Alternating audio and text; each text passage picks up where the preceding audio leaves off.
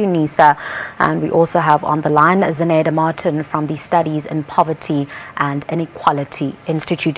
Thank you very much for joining us. Now let me start with you, Professor Sisanti.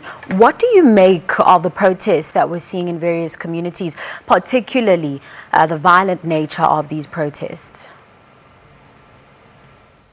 Thank you very much, ma'am. Listening to the articulations of many people who have been captured on television and radio, you get a sense of deep disillusionment and frustration on their part. They have a sense that they are not being listened to, and so not being listened to, they are resorting to what they think, is going to get the attention of the powers that be, embarking on the acts that they are embarking on. And so that is my sense. And as it is in this country, one needs to recall that historically, when people felt that their grievances were not being attended to or addressed, they always resorted to violence. So there's a historical context to that. And perhaps I can briefly, quickly state as well that, the politicians in this country, particularly those coming from the ANC, for one reason or the other, exchanging words amongst and between themselves, have been saying that, at one stage, the old man, Utatu Mandela, said that if you find us doing to you what the National Party did to you, then do to us what the National Party did to us. I mean, what we did to the National Party. So I'm looking at it in that historical context. Prof, I want us to talk about this historical context a little bit later on. But before that, let's look at these issues that are being raised. Most of them center around housing, land, and jobs. These are genuine concerns that people are raising, aren't they? Certainly they are. The people are suffering in this country. It is even being admitted by the politicians themselves. And so these are genuine issues that the politicians themselves are accepting as being legitimate.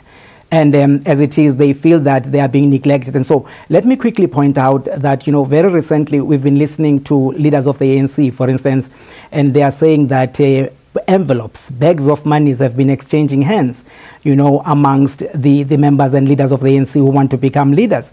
And so the people are looking upon their leaders and are seeing high levels of corruption. That in itself, anyone would agree, whatever side they come from, that those are kinds of criminal activities. And so, for the minister to stand boldly and criminalize and condemn, people in such a condescending and patronizing, manner, I think that is insensitive. What needs to be done is that people need to feel and to see that they are being listened to instead of being labeled and dismissed. Let me come to you now, Zineda, on the line. As a researcher from the SPII, you've done some work on the socio-economic issues faced by township communities, and also as a resident of Eldorado Park. As a society, have we done enough to improve these communities? And also, what's your take on these recent protests?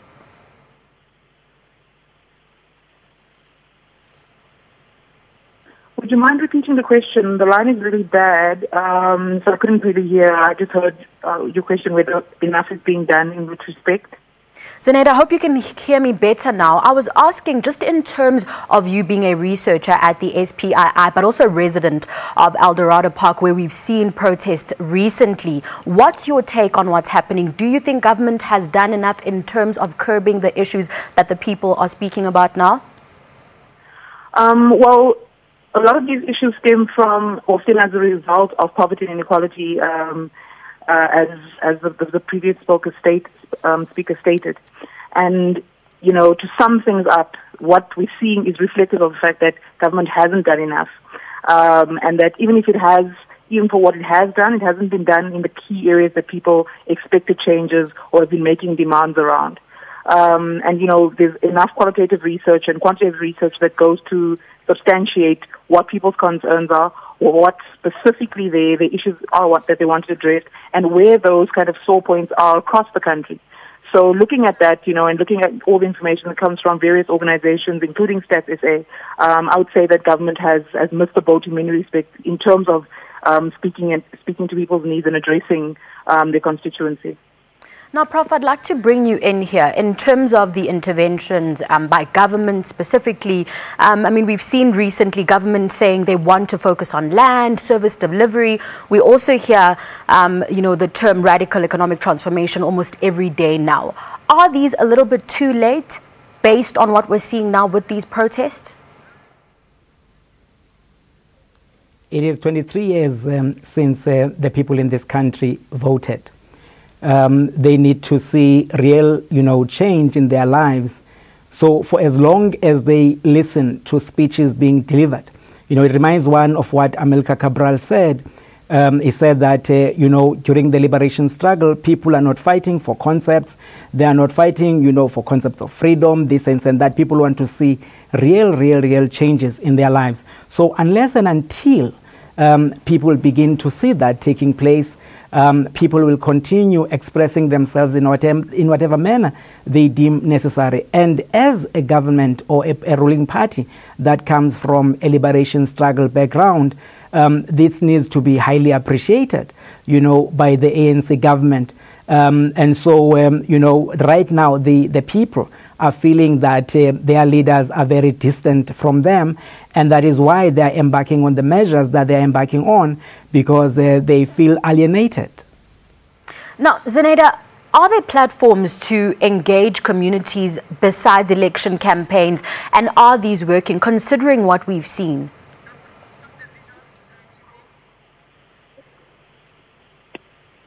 The plans to engage communities haven't been done frequently enough. I'm assuming there are plans afoot, especially in the face of these shows of instability. But that's far for the Eldorado Park community. I think there's a community meeting table for tomorrow afternoon. But beyond that, we haven't seen community leaders or the ward councillor for this area, and I guess any other areas where instability has been rife, coming to the fore and showing a solution-based approach, or showing or be willing to discuss a way forward. So that's why for Eldorado Park, we're yet to hear whether there are concrete measures being put in place for a resolution around these issues, or for higher levels or higher role players to come to the table and discuss with people from Eldorado Park and other communities such as Innerdale, and I'm assuming where the rest of the strike will be playing out, to actually sit around the table and address these concerns in a serious manner. Now, Zenaida, something else that we're seeing are communities disregarding messages of calm from community leaders as well as government. Does this indicate a lack of trust between government and citizens, and how do we overcome that?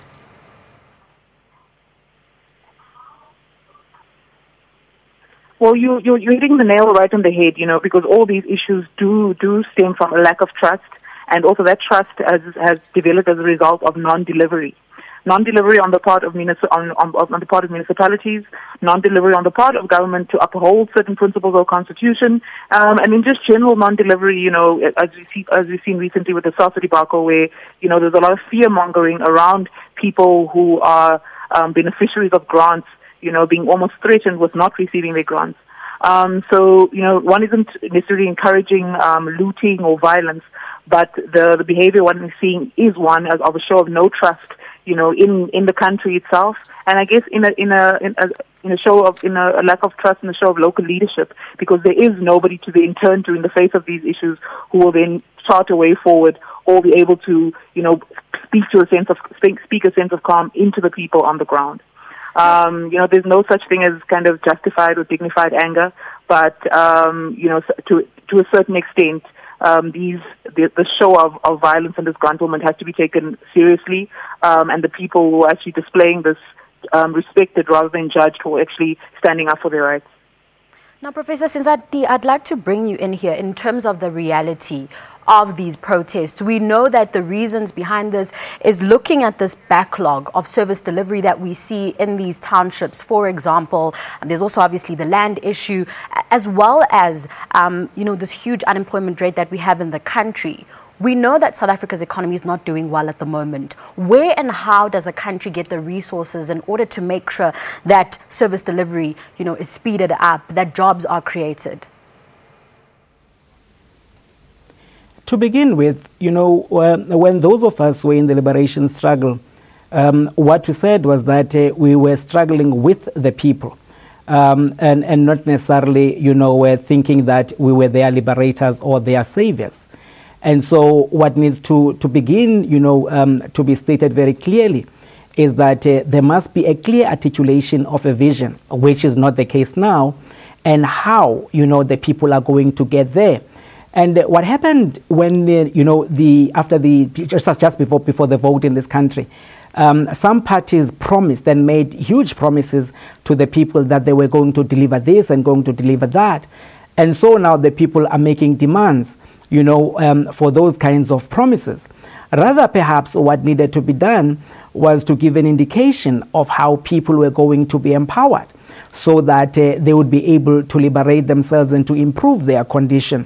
So I think that to this very day, that a number of politicians still have the misconception and the wrong view that they are going to do things for the people instead of raising the consciousness and struggling with the people. And let me also say that in as much as people are claiming that there are no resources, we see many people who have joined the government who were poor yesterday being rich today and having very thick necks and are being unable to buckle their belts because they are eating too much. So and that is what the people are seeing in real life. And so the resources that are available must not be shared by a tiny few people, whilst the majority of the people are suffering. So we need to see some kind of sacrifice and commitment from the leaders, setting aside their comfortable lives, driving 4x4s and reducing, and leaving people in dust behind them and all that. So if there are no resources, then if there's poverty, let this poverty, be equally shared. But if there's something to be had, let this be benefited. Let this be also tasted by the people. Now, just to wrap up, Zaneda, this one's for you, where you mentioned that community leaders and government will be holding meetings with these communities. But what's the way forward in terms of taking active steps to make sure that we don't find ourselves here a year later, 5 years later?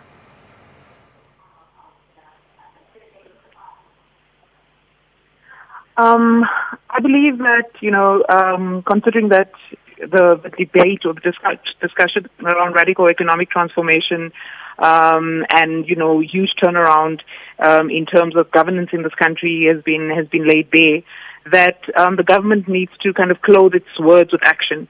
And as Popo indicated, that there's going to have to be some sacrifices made or real concessions made around in showing people tangible, real-time results and a proof that they're being heard, one, that those core basic needs are being addressed, and two, also just creating an awareness amongst people on the ground that their efforts and their anger and their struggle, especially as displayed through the protests, aren't in vain. That they are justified in feeling angry because they've been told that they have certain privileges and rights in this country as citizens, but then in terms of accessing that, they haven't been met, not even halfway. I feel government needs to revisit its budgets in a serious way, and begin looking at budgets from a human rights perspective, so that the majority of people benefit. That's the clarion call going out across all departments, that more people need to benefit than the fewer. And that needs to be made real, that needs to be made tangible, and that takes revisiting budgets at a municipal level, at a provincial level, at a regional level, and also sectorally. The private sector needs to come to the party in a more serious way, and if we feel that government is probably the only entity that could almost obligate them, in terms of laws, tax laws, for instance, and policies that obligate them to be more corporate, more socially responsible as corporates. And then at another level, there's the civic community that needs to play a stronger role, and I guess be acknowledged by government more for being that buffer community across the country that is allowing this dialogue to continue, because I think otherwise we'd see a lot more unrest and a lot more process on many levels. Programs such as the national minimum wage, discussions of a basic income grant, all those are elements of that can lend to a stronger sense of social security in this country. And I think it's time that the National Planning Commission and that all the heads of departments take all this into consideration, because all those steps are what's going to allow us to progressively progressively realize economic transformation in this country and for more people to be included than excluded. We'll have to leave it there. Thank you very much, Zenaida, and to you, Professor Sesanti, for your time and this discussion. That was Professor Simphiwe Sesanti from UNISA, as well as Zenaida Martin from the Studies in Poverty and Inequality Institute. And we were just discussing some of the protests that we've seen in various communities around South Africa and solutions to curb further protests. We'll have more news for you after the break.